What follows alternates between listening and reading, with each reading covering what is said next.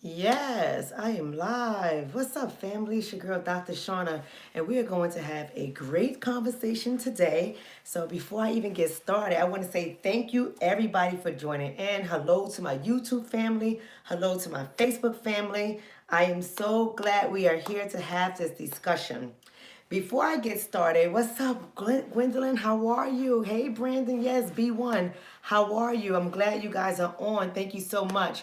Before I get started, let me thank my moderators. I thank you so much to my moderators. Make sure that we monitor the chat room appropriately. Again, people can have their opinions as long as they are respectful. The minute they get respectful, then we want to either put them on timeout or we can just block them. It's just that simple for me.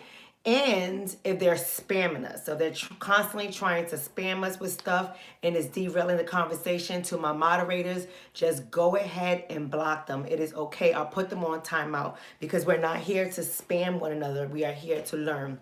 So I suggest that everyone go and get their pen and paper because you know I'm coming with the data, I'm coming with the facts, I'm coming with the evidence, I'm coming with the research. And at the end of the video, I will be coming with some solutions.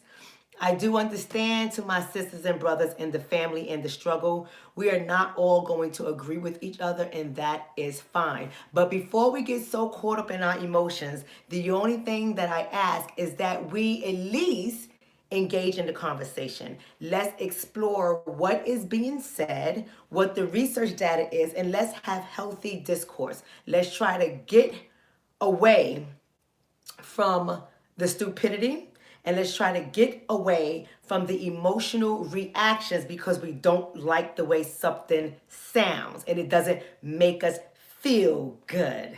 As always, I'm going to have pretty deep conversations that at times are going to be controversial. My purpose in doing that is to make sure we raise our consciousness concerning the Black family unit and why that matters, because we are in an economic warfare, and if we're going to change any of our positions, we have to consider how we're doing as a unit. We got to get out of individualized thinking and get back to the root of everything, because we are in strange lands, and when we're in strange lands, we got to play by a different set of rules. Okay?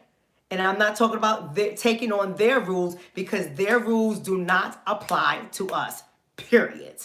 So here we go. What's up, Herbert? What's up, Till? How you guys doing? What's up, Lee? What's up, Laura? I love every last one of you guys. We got Triple Darkness. How you doing? We have everyone on. Deborah Williams. All of you guys are on. Q Moore, Alex Little. We are here. So let's get started. So I was having a conversation. Can I just tell you about my conversation that caused me to say, you know what, I got to look into this. I was having a conversation with someone who knows me personally. And I was telling him about my weird occurrence that has been happening in my counseling sessions, where people are coming into my counseling sessions and they are extremely stressed out financially.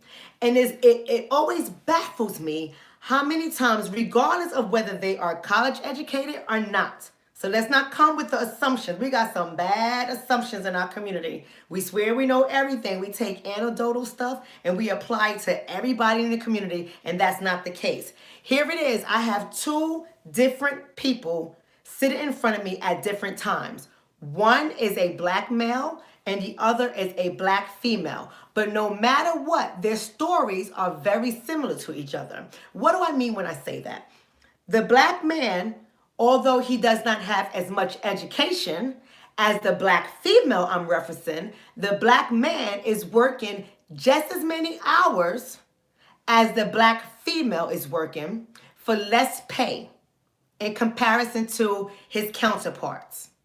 And the Black female that I'm talking about holds a master's degree, and she's working as many hours as the Black male, two jobs, just like he's working two jobs, and she's making less money than her counterparts. So I stepped back. I said, here it is.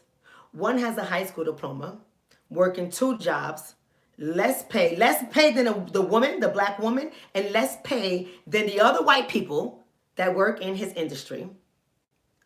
working 14 to 16 hours a day. Do you hear me? I mean, that is inhumane. 14 to 16 hours a day. And she not only is educated with a master's and has a career focused job in terms of professionalism, a teacher, a doctor, whatever the case is, right? Has a career focused job, but she's working two jobs as well. She has her part-time job and her full-time job. And when it comes to her salary, she gets paid less than her counterparts as well. So I started to scratch my head. Y'all already know. So I'm having a conversation with one of the people that know me personally. And they said, Doc, I'm going to send you an article that you have to read because it speaks to exactly what you are talking about. Because my heart was going out for these people. And I know the struggle, right? Because I have to work as many hours, yes, in my own business, but I have to bust my behind in order to stay afloat in comparison to my white counterparts who don't take insurance. They charge anywhere from $250 to $300 for a 45-minute session, and they service affluent people. I don't have that same luxury, right? And for different reasons too, but I don't have the same luxury. So I went and I pulled the article. I want to bring you guys to write down this article because we're going to talk about it right now. You can read it on your own, but if anything, I want you to read the article. It is written by the author Jillian with a G, Jillian B. White. I believe she is a female, and it was written for The Atlantic on March 29th, 2017, almost 3 years ago. And what this article did, she started to make reference that Black people hold less wealth and have higher rates of employment, which we already know, than their white counterparts.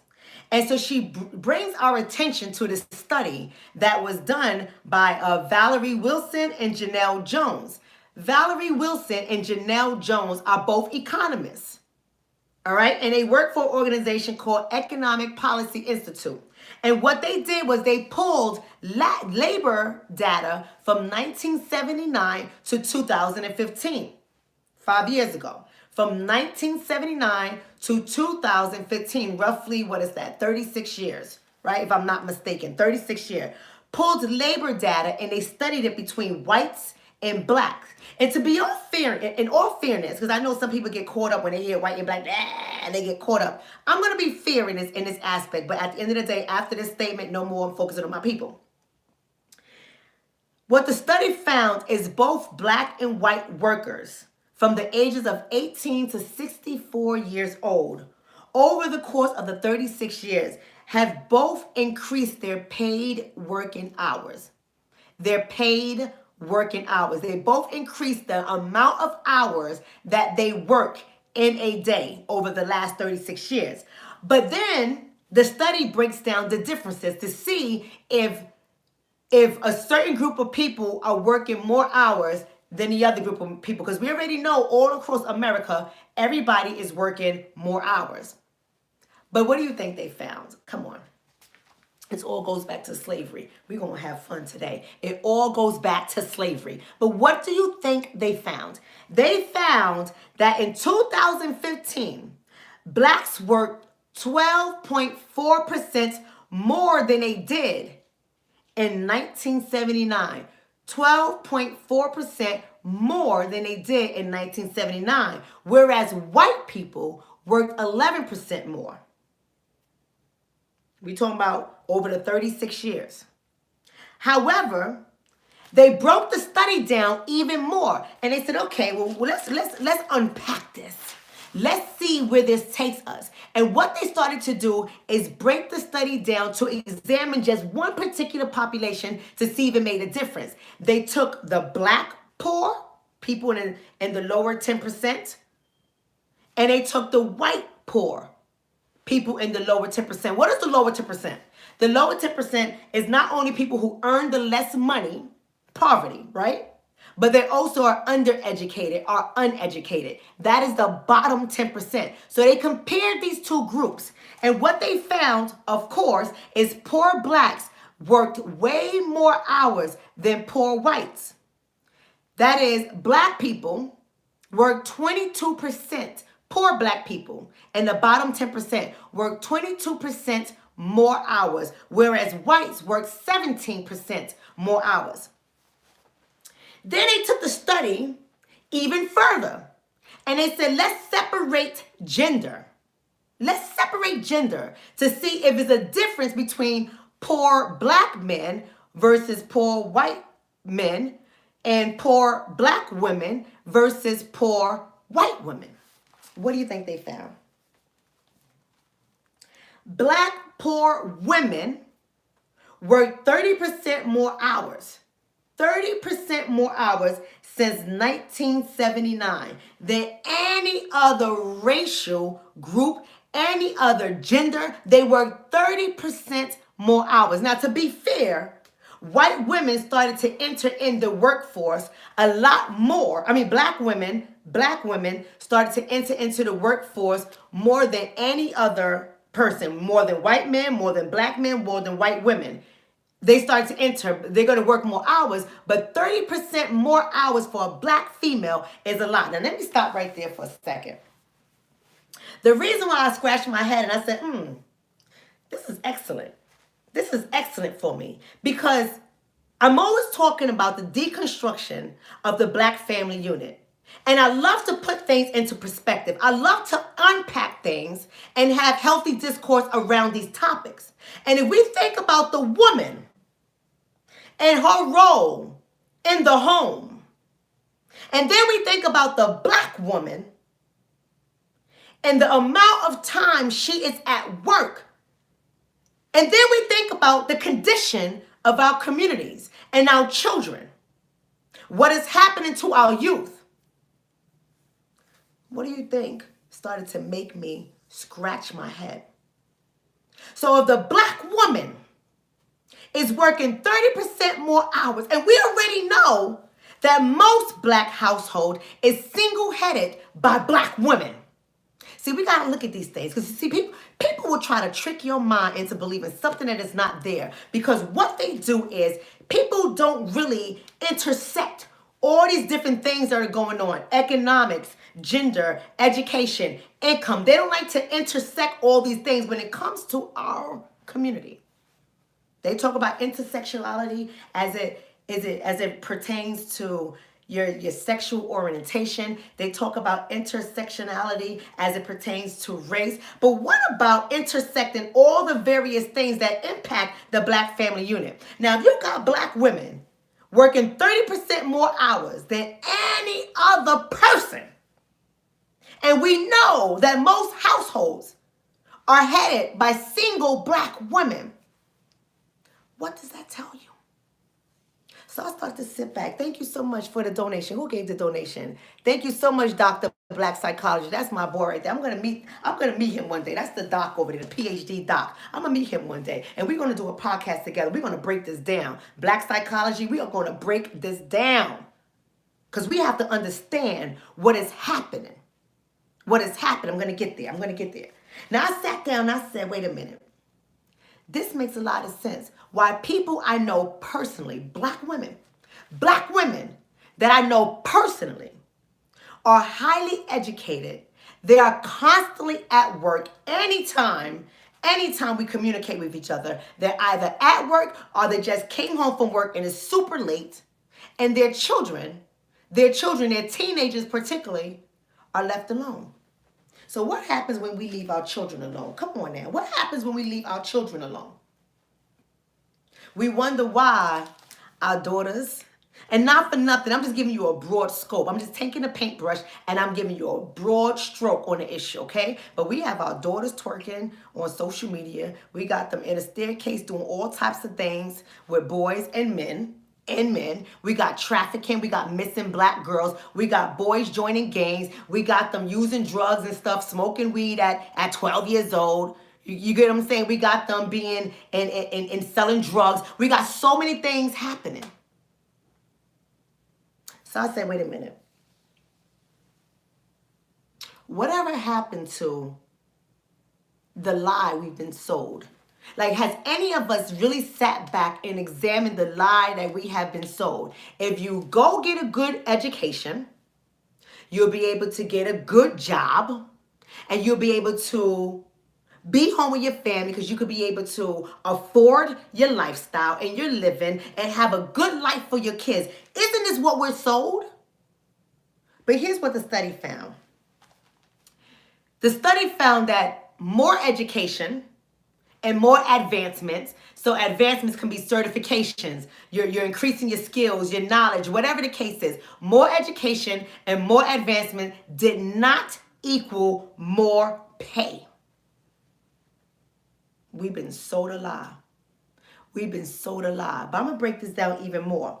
What they found out was white poor people in 1979 made 3.6% more money than blacks in 1979. Fast forward to 2015, 5 years ago, poor whites, check this out, y'all. Poor whites made 11.8% more than poor blacks in their same category. 11.8% more. Now, didn't I just say that we work more hours? We put in considerably more hours, whether it's 22% in comparison to 17% with white people or 30% more by black women. But we are getting paid less money. Less money. White people are making 11.8% more than what we are making, and they work less hours. So I said, whoa, where did this all start? Where did it come from? Because unless we have these critical discussions, we're going to continue to think that as long as we get more education and we work harder and we put in more hours, we're going to benefit. We're going to do much more better than anyone else. And this is a lie. Thank you so much, Sister Gwendolyn, for donating to the organization. Thank you so much. This is a lie. This is a lie. But we believe this. And if you talk to most of the people that you know in your circle or your indirect circle who are black, who are educated, they are cranking out more hours. They are taking work home. They're flying all over the place, right? They're working from sun up to sundown. They're taking jobs that requires them not only to put in long hours, but it's gruesome work. And they are not getting promoted at the same rate as their white people. They're doing more work than their white counterparts in their office, and they're making less money. But for some reason, we like this lie.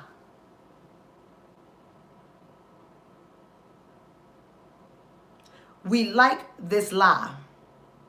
We like the idea of believing you just gotta work more.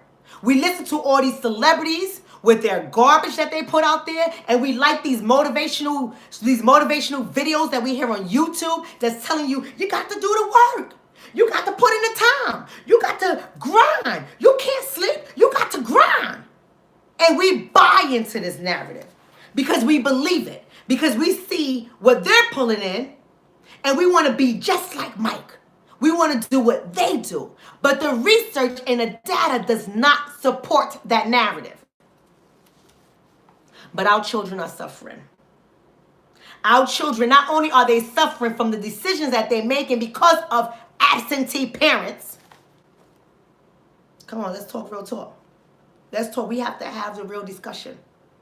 We have to have, we don't have the luxury of getting nannies to come into our house to watch our children because we're cranking out these hours and getting a whole bunch of money. We don't have that luxury by and far. We just don't have that luxury. So what Rebecca does, Shaniqua cannot do.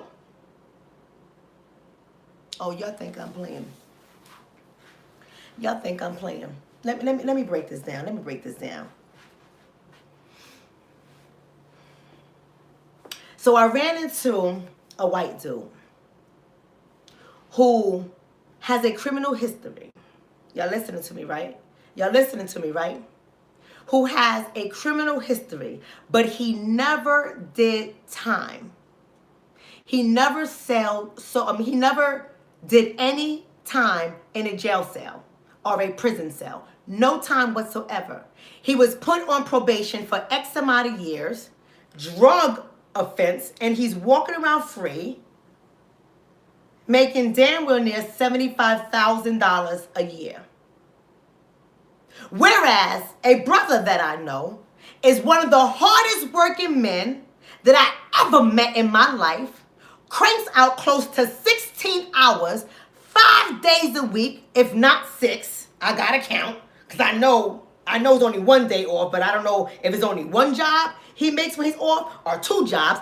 But he puts in damn well near 16 hours a day, 5 to 6 days a week, and he don't even break $40,000. He don't even break $40,000. Thank you, Health, by any means necessary, for the donation. I appreciate that. That's going straight to the organization. I thank you for that. Why is that the case? See, because the brother who has the same criminal record but served time, every time he goes on an interview, he's told that his background won't let him work. And the jobs that will accept him for his background pays pennies on the dollar. But they work him long hours. So I had to sit down and do some research, because this wasn't making sense for me. Because what I realized, the black experience, see, we got to understand, we got some educated people. We got some educated people in our community. And this is what they tend to think. That they are where they are because they put in the work and they put in the time. Because what they're doing is looking at their sisters and brothers who don't have what they have and comparing themselves to that and saying, well, I did it because I worked hard. Not realizing when you look at the broader scope of everything, you're working harder than everybody in your goddamn organization. They getting paid way more money than you are. But you think because you got 15 cents over the poverty line, you're doing good. It's an illusion. And I'm sorry, sisters and brothers, I'm here to bust your illusion.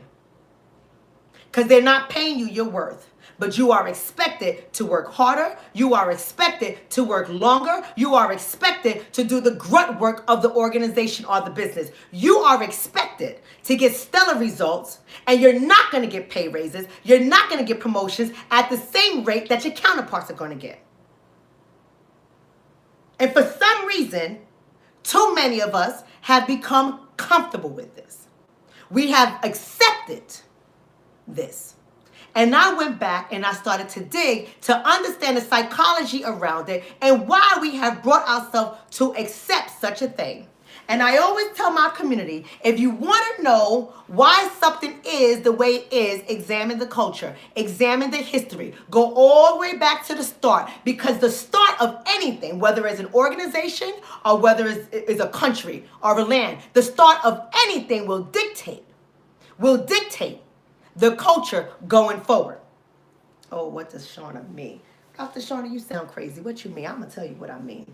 Y'all hold on to your seats. Get like your pen and paper and start taking notes. Sisters and brothers, racial discrimination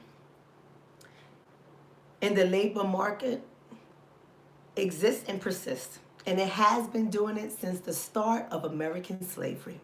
See, we think because we have this so-called freedom that we don't experience what our ancestors experienced when it was in slavery. See, we think because somebody's not lashing our back that it's gotten better for us. See, we think because we're not being raped by white men, right, or having to nurse white babies with our breast milk while our black babies are dying. See, we think because we ourselves don't experience that we're doing better. See, we have the illusion of believing because there is no sign above the water fountains that says black only or white only. We have the illusion to believe that things have gotten better. And you're only going to believe that when you don't fully understand your history. And I understand why so many people are tired of hearing about the history. Because of the discomfort it brings up in them. Because they believe in their head, and we're going to get into that a little bit more. They believe in their head that they're better. They're better than their ancestors. They're better than their mamas and their daddies. They're better than their great-grandfather and their great-grandmother. They're better than the people in the ghetto. They're better than the people in third world countries. They're just better. And it's an illusion. It's an illusion. Let me tell you this. Let's go back to discrimination in the labor market because I'm going to highlight where it came from. First of all, blacks are paid less than anybody else. I already highlighted that. Blacks work more than anybody else. I already highlighted that. And blacks are scrutinized way more than anybody else when it comes to the workforce. I already highlighted that. Then we have these perpetual stereotypes that still exist, that not only do we carry, but when other people see us, the stereotype is first and present in their head. So what do I mean? I'm going to go over the 3 stereotypes that I'm going to tackle from history. The first one is we have to understand that the stereotypes that we are lazy, the stereotypes that we have to pull ourselves up by the bootstraps, the stereotypes that we are in our condition because of us and no one else, those belief systems, they have always existed, and they are the ones that have formed policies that have hurt us. They are the ones that when it comes to workforces, they treat us the same way as they did when American chattel slavery exists. What am I talking about? Let me tell you. First of all, you have to go back to the start. The start is with American slavery, and that was based on the notion of racial inferiority. So if American slavery, American chattel slavery was based on the idea that black people, those of us of African descent, are inferior, racially inferior, and we are through God destined to be at the bottom, and this is how they started America. Why do we all of a sudden believe that this has gone away? See, the system was so brutal and so effective at the same time that it lives on today. So when you go to get a job and your boss is a white man or your boss is a white woman, you better believe that even if you have a doctorate like I do, that white man and that white woman, that you shake their hands, they're still looking at you as inferior. They don't care that the research has already dismantled that myth. They don't care. They don't care that you got a doctorate and you drive a nice car and you look nice. They don't care. They don't care. In the back of their head, they have already negotiated your salary or your hourly wage before you even open your mouth. They have already told you what you are worth. And we, too many of us, not all, but majority of us, what we do is we do not fight back against it. We have accepted what they have given us, and we say, well, at least I'm making more than Ray Ray down the block. At least I'm making more than Shamika on welfare. At least I'm doing better. And this is what they have done, and we have conditioned ourselves to accept it, even though in our mouth, in our heads and out of our mouth, we say, oh no, we ain't inferior. The behaviors tell me that subconsciously, too many of us still believe it because we do not value ourselves and we do not put our worth down on paper. Whatever they say they're going to give us, we take it. And then we get mad when we find out that our coworker, who is a lazy mother freaker, our co-worker who we wind up doing their damn work, our co-worker who ain't got as much education as we do, our co-worker who is always late to work, our co-worker who's sloppy as hell, get paid more than us based on the color of their skin. So what is the second thing that has perpetuated the myths and the stereotypes about black people? The second thing was the 3-5 compromise. Y'all remember the 3-5 compromise, right? That what was his name? Madison. James Madison had came out. Now, James Madison was one of the original writers of the Constitution here in America, right? The Constitution. You know, everyone talks about the Declaration, the Constitution, right? And we go on. Well, he was one of the original people that wrote it. And so you got to understand that the 3-5 compromise came because James Madison wrote this elaborate speech when they was in a heated discussion about whether or not they should abolish slavery. And this man comes out there, James Madison, if you can even call him a man, no offense, but offense. You can even call him a man. This beast comes out there and he makes this argument that a slave is both property like chattel, and human. A slave is both property and human. And his speech is so confusing if you read it. If you read it in its detail, you take notes and you unpack it, is one of the most confusing things on earth. Because he did this for a reason, where he wanted to say that we need to keep slavery. And when they were all having a meeting of whether or not the United States of America was going to be formed, and in order for that to be formed, we would have to abolish slavery, the Southern people, and I believe it was South Carolina, if I'm not mistaken, but don't quote me on it. I'm not a history teacher. You can look it up. I believe it was South Carolina, was like, and no, we're not doing that. So he comes up with this great elaborate speech, making his argument for why slavery should continue. And then when they had to take the vote, he then made sure he included that they were both property and human, because he wanted to count them as 3/5 of the human, because the population size determined the voting power. And in order for them to get more voting power, they had to count their slave population to get the vote. So they dehumanized us, reduced us to 3/5 of a human. Not because they loved you, but because they wanted the vote. They wanted their population size to matter. So it was a strategy. It was a strategy that was used. And so the reason why this is important, because once you go on and when you dehumanize somebody and you reduce them to 3/5 of a human, meaning that they're not whole human because they have property and human, why won't you think that this is going to perpetuate itself for years and centuries to come?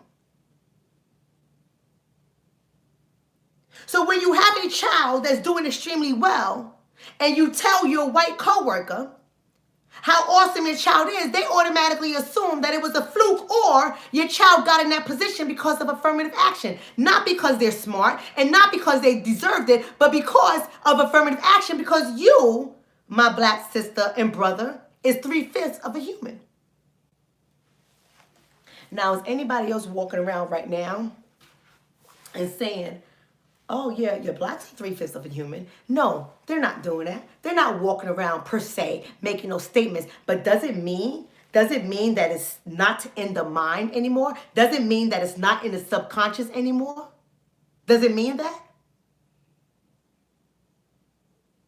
Well, I beg to differ. I think it does mean that. I think it does mean that. Because it's reinforced through the propaganda that we see every day. Whether you're walking in the supermarket and you're looking at a jar of baby food and there's a mother, check this out, people. Come on, people. I invite you to do your own quality research. I invite you, sisters and brothers, to walk into a supermarket and look at baby food. And when you see the black mother feeding the baby, she doesn't have on a wedding ring. And when you see the white mother feeding the baby, she has on a wedding ring. These are the things that reinforce belief systems that are designed to harm us. When you look in the movies, we are playing the worst positions and roles ever. We're the crackheads. We are the drug dealers. We are the robbers and the murderers. And our robbing is against each other. Not like we're robbing high-end banks, because that's the white-collar crime. We're not doing that, right? We're not smart enough to pull that off, right? But when they depict us in movies, they dehumanize us all times. At all times, dehumanize us. And this is in current day marketing strategies. But where does that come from?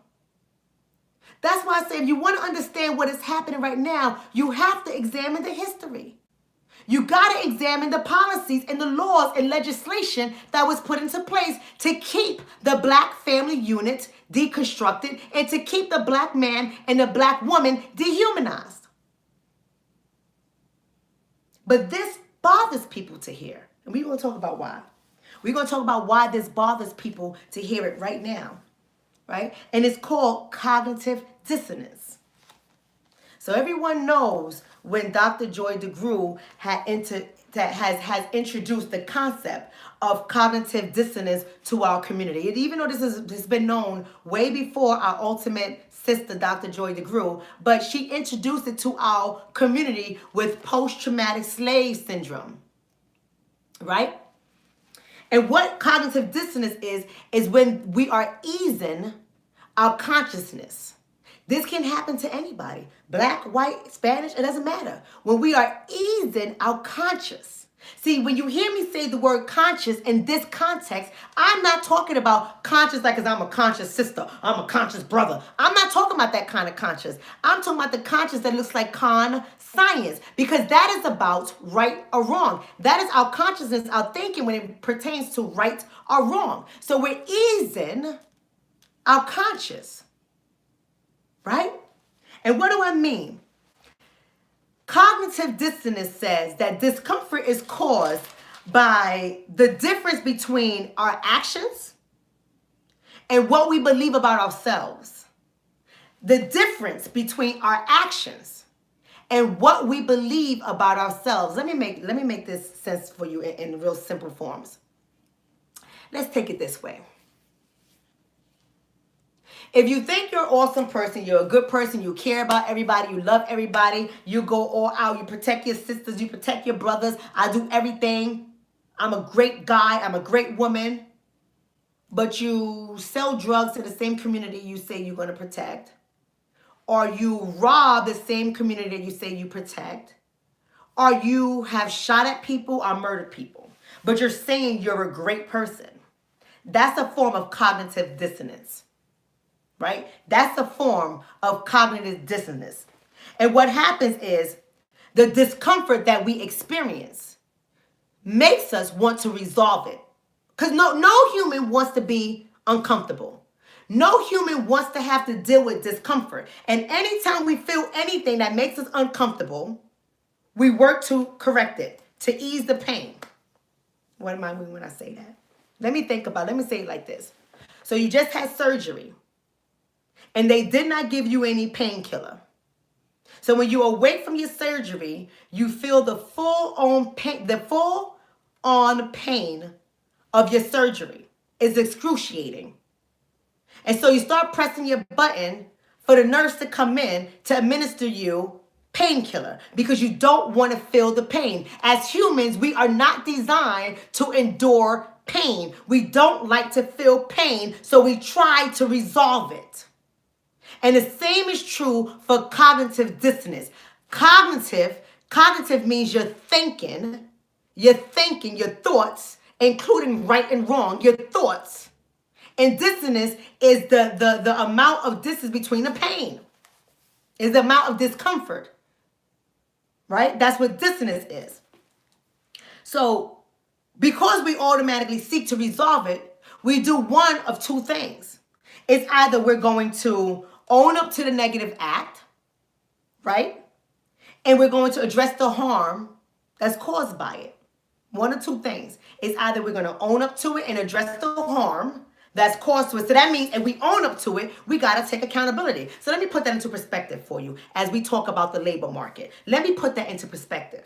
If I'm an employer and I know for a fact when you're black behind walk into my office and I'm white, and a white woman or man walks into my office, and I know for a fact that I'm giving the white person more money than I'm giving the black person. And the black person is working way more hours than the white person. And the black person does better work than the white person. And the black person has more talent, more gifts, more skills than the white person. But I choose not to change it. And then one day, my discomfort sets in, my cognitive dissonance. I start thinking about it and my discomfort gets heavier and heavier and heavier because I know it's wrong. So I say, I gotta fix it. So for the example, the first example I gave you, the right thing to do is to go to the board and say, we have a real serious problem here. There seems to be a gap and pay differences between our white workers and our black workers. And I need to bring that so that everyone has equal pay. And we are really paying people based on their merit, their education, and experience, and not the color of their skin, because it is wrong. And then I work to address it and correct it. That's the first thing having cognitive dissonance would do. But then it's the second thing. Then is the second thing that cognitive dissonance would do. Is when we justify the negative act rather than admit to doing wrong. Is when we justify the negative act, the harmful act, the racist act, the discriminatory act, the biased act. When we justify it as opposed to admit that it's wrong. So how do we justify it? How do we justify it? Well, this is how our employers are justifying it. Get more education. You make more money. But we know that's a lie. The research and the data has showed us it's a lie. Especially when it comes to the black population. We are getting higher education at faster rates than anybody else. Look at the data for yourself. Than anybody else, and we're still making less money. So that was a lie. Instead of you owning up to the fact that you're purposely paying us less, they'd rather justify it by making us the criminals. That making us the reason why we are poor. You're poor because you're not working hard enough. So first you wanted to get more education, and we have done that. And now we're not working hard enough. But we know that is a lie, because the research shows that we have worked more hours than anybody else. I mean, come on, during slavery, we was working till the joints in our arms was disconnecting from each other. We was working until we literally died in the field. We was giving birth and going back to work the next day. That has never been supported, that we don't work hard. But instead of owning up to wrongdoing, they justify it. They justify. What else do they say? Pull yourself up by your bootstraps.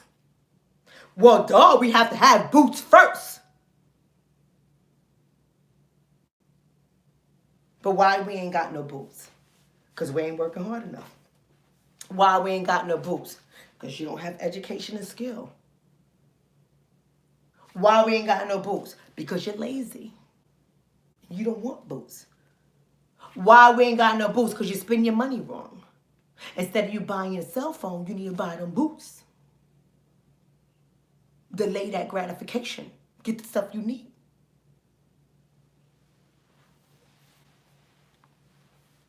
But that's what we're told. Get more education. Stop being lazy. Change the way you spend your money.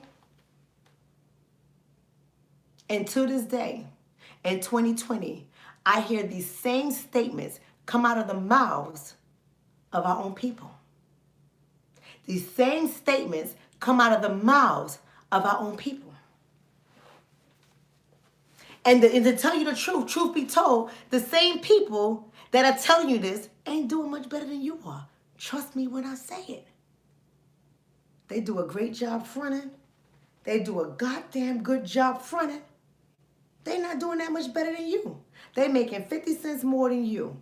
But they telling you that you're lazy because they have bought into a narrative that has existed since the beginning of slavery.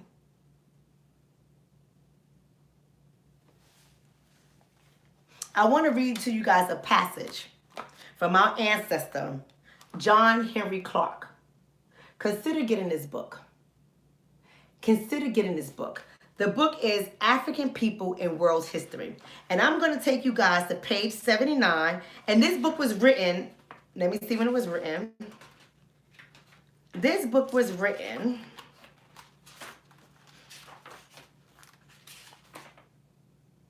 in 1993 by Dr. John Henry Clark. And let's see what he said on page 79 that I want to draw your attention to this book. He says the economic disadvantages of African Americans persisted. So many black families were unemployed and on welfare during the decade, that's 10 damn years, during the the decade of that University of Chicago sociologist William Julius Wilson feared that the legacy of discrimination and oppression coupled with the technological revolution had created a permanent class of black unskilled workers. The black middle class was undoubtedly growing in size and influence, but a huge economic gap existed between them and the white middle class. African Americans who occupied the middle class typically earned less and had less opportunities for job advancement than their white counterparts. This was written in 1993. And here it is in 2020. I'm teaching on the same damn thing that we have been talking about since Lord knows when. I mean, you don't remember Dr. King's March, I Am a Man, what that was about? The working conditions that black men were subjected to, the low pay, the low wages, the fact that they were unionized, they weren't protected, they was losing their jobs, they was working more hours. It was crazy. They was working in unsafe, people were losing limbs and fingers and all this other crazy stuff, and they marched. So the same stuff they have been experiencing, we continue to experience. But we have convinced ourselves that is no more. That it is no more. We always like to highlight Dr. King's I Had a Dream speech because it sounds great when it comes to inclusion. It sounds great for a colorblind society. But we ignore his speech on Two Americas, and we ignore what he had to say about the economy and economics as it relates between the black and the white person. We ignore it because we have fed into the propaganda that has been given to us over and over and over and over again. Conditioning our minds. So what's the solution? And then I'm out of here. What is the solution? First of all, there is no one solution. That is one of the things that annoys me so much about some of our people, is that they always say, well, what's the solution? What's the solution? What's the solution? What's the solution? And they forget the fact that it took 430 years for us to get to where we are right now. And they forget the fact that we have been fighting this. We have been fighting this for over 100 years. They forget the fact that one of the most powerful men in history of America, our Pan-African brother, Marcus Garvey, was the only one that had a mass movement where all of us was on board. And what happened to him? And what happened to him? They forget the fact that we are up against one of the most crucial and brutal systems that have ever existed in world history. World history. So they always say, what's the solution? Well, I don't have the solution. I have some solutions, but what I have is no different than what anybody else has said. We can give solutions all day, but if we don't follow them, if we don't employ them, if we don't do it, what's going to happen? But I have some simple solutions as it relates to the job market I want to go over. And I have to sit down, I have to really think about this because I recognize that the first one is to value your worth. Too many of us don't value our worth. We get what they give us and we take it. We don't value our worth. You know why? Because we are in constraints. We are in situations that even if we go for work, even if we go for work and we're going to a white employer, we are at such constraints that we need to pay bills.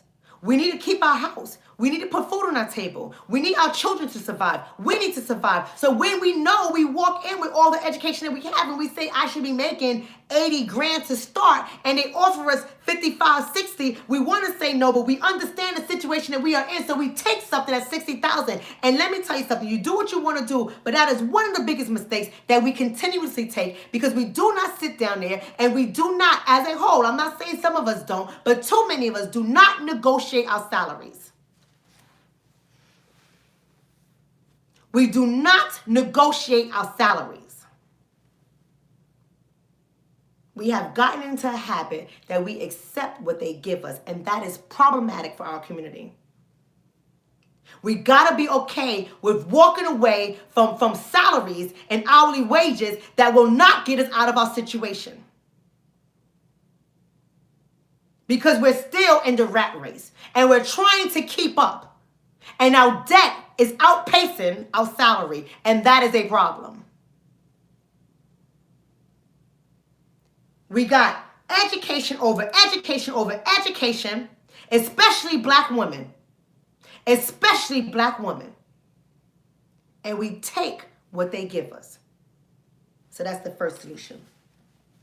The second solution that has to follow that immediately, if not, it has to come before it, is that we have to repair our consciousness and repair the power that we have. What do I mean when I say that? Well, this is what Dr. Shauna means when she says that.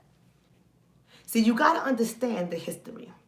And you got to understand how you are being viewed when you're sitting among or in front of superiors, whether they're white or black, primarily white, but you know, black jokers, but we'll get into pedagogy of the press. We ain't going to do too much of it because we're almost out of time. This is only a 1 hour show. But what I'm saying to you is, don't be fooled when you're sitting there and you're the one in need of a job and a face that looks like yours. Don't be fooled into believing that you're going to get favor. And not only will you get favor, don't be fooled in believing that they're going to pay you what you're worth. See, when you don't raise your consciousness, it's understanding how the system works. And if you don't take back and repair your power and what it works, you would never see your employer through a different lens. The lens that I'm asking you guys to start to consider is the fact that we are the heartbeat of our employers. And we're working more hours, and we're working longer. You know, so many of us are very talented. When we go in, we get it done. So many of us are eager to get promoted. So many of us are eager to get pay raises. So we're gonna do our damn thing. We're gonna show up tap dancing. You know how we are. We think we put in the best, and we dress the best, and we look the best, and we tap dance the best. We're gonna get favor. We really do think that. And if you have that mindset, you gotta step back. And you got to say, wait a minute. I'm valuable. I'm worth it. And I make this business or this organization exactly what it is. I make this damn thing look good. You got to understand that. See, if you don't walk in with that consciousness, if you don't understand that you are the heartbeat, especially when you go into, let's say, white organizations that are in your black hood with your black people, and the majority of the employees are black. What if all of you guys started to demand your worth and your value? What if everybody got on code and we demanded our worth and our value? What if we did that? And we stopped taking jobs that don't want to acknowledge our value and our worth. What if we did that? What would happen? See, you got to understand the money game. You got to understand how to play chess. I say it all the time, this is a game of chess, not checkers. And when you realize that, you put yourself in a position of power. But the problem is, we don't believe we got power. Now, of course, I'm not generalizing this to everybody. I'm saying too many of us do not believe that we have power. So we forget the game of chess. We go in there playing checkers. And that ain't no power move. That's not critical thinking. That's not strategy. There's nothing strategic in that. We have to start being strategic. And we're going to continue to rely on them for our bread and butter. Now, I understand not everybody is able to open a business. Opening a business and running it is hard as hell. I formed my business in 2010. It's 2020. It's hard as hell. It's hard as hell. You're working long hours too. The difference is I work for myself via somebody else, right? Versus somebody else. That's the difference. But it's hard. So I'm not telling everyone to open their business. It'd be nice because we need to create employment for our people. It'd be the right thing to do, but I understand it's going to take time to recondition our thinking and to deconstruct our programming. It's going to take some time. But if you're going to work for them, you better request what you're worth. You better learn how to strategize and play chess. You better realize who you are to that employer. You are an asset. Especially when they put you in a position to service your community. So they put you in a position to service your community because they don't want to do it. They don't want to shake your 3/5 of a human hand. They don't want to shake your black hand because you are inferior. They don't want to have to answer to you either. They don't want to do anything with you. So if you're going to work in that kind of environment, you better walk in there knowing you the D-O-double-G. You better work in there knowing your worth. You better walk in there knowing what you bring to the damn table. And stop being scared to ask for what you're worth. Walk away from these jokers. Number 3, keep the goddamn heat on the government. The government has created the situation. Keep the heat on the government. Keep it on. We are entitled to everything that they owe us. And we want it. And we want it. See, we got to understand everybody in this community plays a role. You have your role. I have my role. I don't step out of my lane. I understand the things that are deconstructing the black family unit. I don't step out of my lane. I talk on the black family unit because that's what I do as a couples therapist. I talk on that because that's my area of focus. But we all have a lane. Are you in yours? We all have a skill. Are you employing yours? We all have a gift. Are you blessing us with yours? But the problem is, so many of us want to be entertained by each other. We want entertainment all goddamn day, and we don't want to do the work. If I told half the people to send me an email with this letter, I'm collecting all these letters, and I'm going to gather it, and I'm going to send it to the local politicians, the government, the president, whatever the case is, I bet you I won't get that many letters. You know why? Because there's a lot of studies on this. There's a lot of studies on this kind of stuff, because I'm asking you to do something. And when you ask them to do something, you get lower results. Look it up. Don't believe me. It's a lot of studies. Social psychology. It's a lot of studies. It's a lot of studies. What do I mean when I say there's a study that was out there? You can look it up for yourself. And what they did was they wanted to change the way they went about getting paid, right? And so they asked people if they were interested in buying a generic drug for less money. And it was an astronomical deduction or reduction, astronomical reduction in the cost of the drugs, and they will only switch from a brand name to a generic drug name. But the only thing they had to do was to write a letter letting them know that they wanted to switch. They hardly got any letters. Nobody wrote. Nobody wrote. So they continued to get charged the higher rate for the brand name, not because they didn't want to pay less, but because they didn't want to write the letter. Then they switched the study, and what they did was communicated to the same people and said that they were switching from a brand drug to a generic drug. And if they did not want to switch, they would have to write in. And if they did not write in or respond to it, they were going to be switched automatically. The company saved so much money because they switched them automatically to giving them the generic drug as opposed to the brand name drug. Why? Because people did not write in. So what does that tell you? What does that tell you? So you got to take action. You got to take action. And we are so comfortable with not doing the work. We are so comfortable with sitting back and letting other people dictate what we're going to get. We are so comfortable letting other people make decisions for us and to speak for us because we don't want to do the work. Every day I get up and I do research to think about what topic I'm going to talk on. What topic am I going to teach on? I got to do the work. Sometimes I'm tired, sisters and brothers. Sometimes I don't want to do a goddamn thing. But I get up despite the fact that I'm drained, despite the fact that I run a business, despite the fact that I got children, despite the fact that I got a spouse, despite the fact that I got to do all of that stuff. I got to cook, I got to clean, I got to do all that stuff. I still do the work. Because this has to be a collective. We all have to play our parts. And what bothers me to the core of who I am is when people always ask, what's the solution? What's the solution? And they're not doing a damn thing themselves. You don't get to talk to me and to tell me what I'm doing and how to do it if you ain't doing a goddamn thing. It's either we can do it together or you can shut the hell up. You gotta do the work. You don't get to eat if you don't do the work. Right? What is the fourth thing we have to do? We have to strategize in the workforce. Strategize in the workforce. One of the things that annoys me so much is when people go into the workforce, our sisters and brothers, we go into the workforce with an individualistic mindset. We think about what am I going to get? I'm going to get the bag. But what about your sisters and your brothers? Let me tell you something. I think I have said this on a video before, but I'm going to say it again.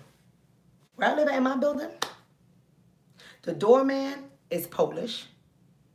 The head of the maintenance department, not the workers are all Hispanic, but the head of the maintenance department is Polish. The manager of the building is Polish. Who else? Who else is in here? The electrician people and the people that do the work orders are Polish. You see what I'm saying? Got nothing against them whatsoever. Because they're doing exactly what they have to do. See, that's how you strategize in the workforce. You get it and then you bring everybody else in. But see, what happens all too often is we don't put ourselves in a position to strategize because we have adopted a mindset of individualism that doesn't belong to us. There is nothing African about individualism. And we have adopted this mindset and we have justified it. See, we are suffering from cognitive dissonance, people. When we say how much I'm B1, I'm Black first, I'm Pan-African, I'm ADOS, I'm this, I'm that, I'm this, I'm that, and we're put in positions to help our sisters and brothers rise, how many of us actually do it? How many of us actually sit down, shoot the gamut with our co-workers, our supervisors, our managers, and say, listen, I got somebody for you? How many of us are in positions of power that we can bring on people? How many of us do it? How many of us strategize collectively to make sure all of our sisters and brothers are working for those who want to work? How many of us do it? I see everybody else do it. I see everybody else do it. I have seen, when I used to work for the state government as an investigator, I have seen my department go from Black to totally Hispanic when they brought in one Hispanic supervisor and everybody that got hired after that was Hispanic. I kid you not.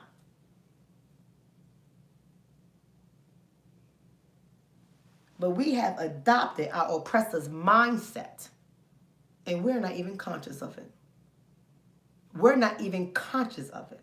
So that brings me to number 5 and I'm out of here. We have to dismantle the curse of competitiveness in the labor market between one another. Dismantle the curse of competitivism in the labor market between one another. We are not competing against each other. We got to stop feeling threatened when somebody who walks in whose light might shine a little bit brighter than yours. You shouldn't look at that sister or brother as a threat. You should look at that sister or brother as an asset. But too many of us, sisters and brothers, look at each other as a threat. Where do you think that came from? If you examine the history of this country, and the fact that chattel slavery was the most brutal form of slavery in the history, not American history, but in the history of the world, you will understand where that competitive mindset came from. We got to dismantle that curse. We got to dismantle that curse because it's harming us. Everybody else move collectively, but those of us who are descendants of chattel slavery. And I separated it for a reason. Because not for nothing, the Haitian community moves in unison. Whether they got beef with each other or not. You Haitian, you got a job. The Jamaican community moves like that. The Bajan community moves like that. The Trinidad, Tobago community moves. Everybody moves like that. But us.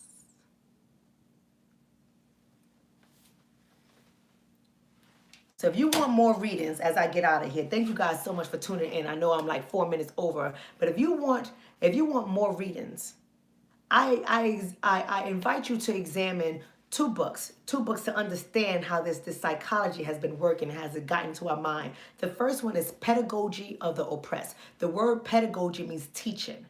Teaching of the oppressed, education of the oppressed. That's what pedagogy means. So I want you to examine that book, Pedagogy of the Oppressed, by Paulo Freire, right? And the other book I want you to examine, and that is Street Level Bureaucracy by Michael Lipsky. Dry books, dry books.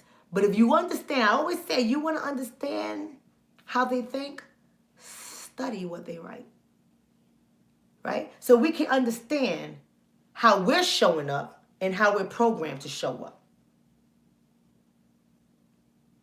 That's the only way we're going to change this, because we have been complaining about less pay in the labor in the job force. We have been complaining about less pay since forever. And it hasn't changed a goddamn thing. We're still paid less than anybody else. So then the onus now falls on us to do the work, not only holding the people that created the system responsible, the government, because legislation and policies and stuff was written to keep us where we're at. So not only are we going to hold them responsible, but we have to hold one another responsible of being strategic with how we move in these streets. Everyone's talking about keep it Gucci, keep it Gucci. Keep it Gucci in the workforce. Keep it Gucci in the workforce. Thank you so much, Black Psychology. Thank you, Dr. Psychology. I appreciate that. Keep it Gucci. Keep it gangster. You so gangster. You so bad. You love your black people. Do something for them. And if you ain't doing nothing, you don't get to complain to me. You don't get to complain to me. So sisters and brothers, thank you so much. I hope you have not only subscribed to my YouTube channel, but you like and follow me on Facebook. I hope that you're doing that. I hope that you're brave enough to share the video. I'm not cussing up a storm. I'm not calling anybody any names. I'm just teaching. I'm just teaching. Share the video. Don't be scared. We all be one black first. Do to me a black first favor and share the video.